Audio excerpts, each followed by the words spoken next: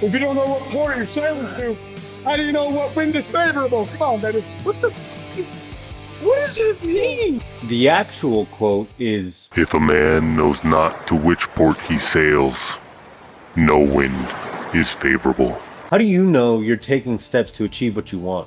Do you know for certain that what you're doing right now is actually helping you achieve what you want to achieve? If your goal is something vague, or you're going to the gym without a plan in mind or without a goal in mind, then you're just wandering aimlessly. And the things that you're currently doing could be helping, or could just be an unfavorable wind. You need to make a concrete, real goal.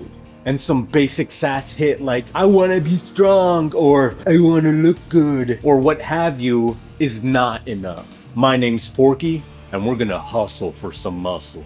Having a target, an objective, a goal to strive for is what helps us progress. Now, I'm not gonna talk to you as some holier than thou that has all this ish down pat. I also really suck at making goals. But I had an introspective look at myself to see what drives me. Because I'm consistent as all get out. But what for? I've been chugging along for so long on the I want to be strong and live long mentality. But how strong do I want to be? Some of you may know that the military loves acronyms.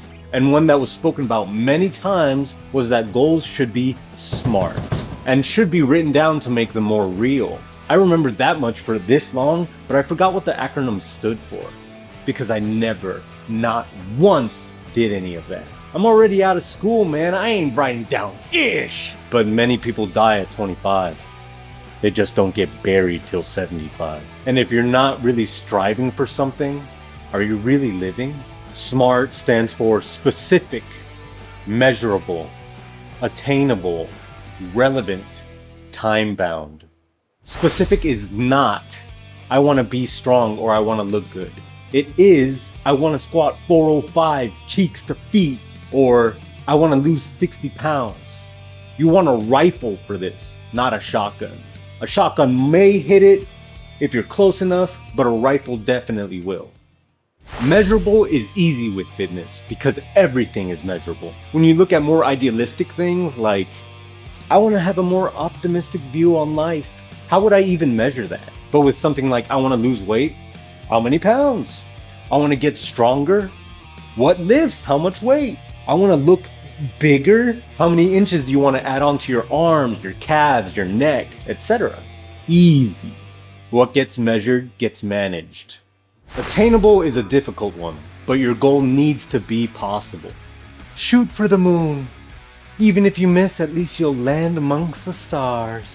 What kind of nebulous shulbit is that? Failing is fine. We can learn from failure. But if I set a goal of trying to get an 800-pound squat from my current 365, how much could I possibly learn from that? That it takes a decade and a half and some juice in the caboose?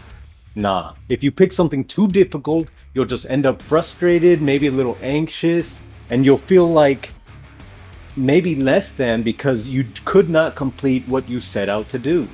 Conversely, if you make it too easy, then you're not pushing yourself to your limits. You'll do it and eventually accomplish the goal knowing full well that you could have done it the whole time. But you decided to play it safe. And that's not the way to go. At the end of it, you're going to accomplish the goal and you're not going to feel any sort of joy or exhilaration from it because you knew it wasn't a challenge at all from the get. At best, you're just going to be like, nice. And at worst, you're going to be bored and think that making goals is pointless. If it's this easy all the time, whatever, because you didn't challenge yourself enough. I probably sound much angrier in this vid than all my others. I am a little upset at myself just because that is me to a T. Last year I signed up for the Rogue 1,000-pound challenge, but man, I've been able to do 1,000 pounds since 2019. I think if I did it every attempt correctly, I would have gotten around 1170, 1180. If I'm that close, I should have signed up for 1250 and really pushed myself. Because then I would have accomplished a 1250 last year and not be sub 1200 still currently. Too easy and you don't push yourself. Too difficult and you get discouraged. So attainable is a little bit difficult to feel out, but you have to challenge yourself. Relevant is also a pretty easy one. I don't even know how you would make your goal irrelevant. Maybe I want to be more disciplined, but I mean, I guess that's kind of irrelevant. That's almost a byproduct of trying to achieve your fitness goal. More of a means to an end than the actual end. So honestly, you'll probably be good on this part. I don't even know why they added this one in. They probably just needed an R so that it was smart instead of smart. Just wicked smart. But I don't know. Time bound. This is important as fuck, man. I could spout all day how I want to lose 60 pounds. I could even make it a goal. But without a deadline, does it even really matter? Want 1 pound a year for 60 years? And I'm guilty of exactly that. In my fat loss video, I say that I want to lose 60 pounds and how I'm going to follow my own tips to do so. And I mean, I lost 20 pounds in 6 months, but I knew I could do that much. Shit, I lost 20 pounds in the first 3 months. And then I really followed my 10th tip of you're trying to lose fat, not all the joy out of your life. And I kind of used you guys for that point, telling myself, well, if I told people, then I would definitely lose the weight. But I left it open-ended, no deadline. And I guess that was enough to give myself an out. Deadlines give you a sense of urgency, and that kind of lights a fire under your keister and puts you in motion. So time-bound is a necessity. On top of being smart, goals fall into 2 categories, short-term and long-term goals. But before we move on to that, one last thing to mention about being smart is that wise guys subscribe.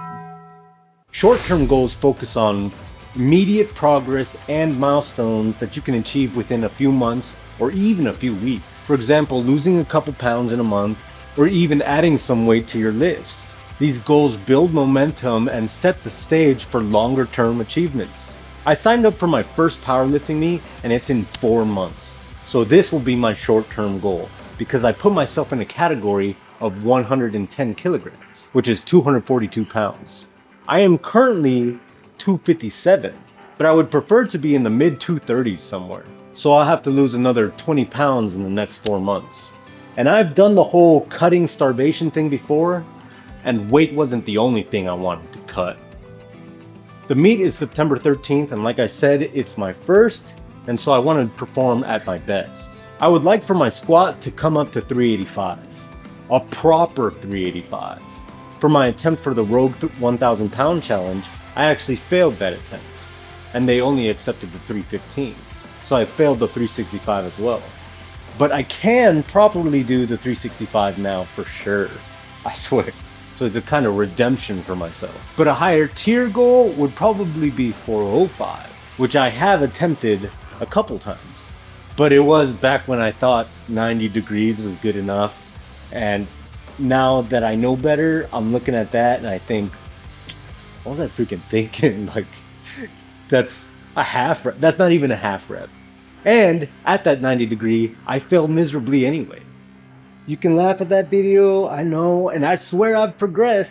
So don't come at me too hard, please, please.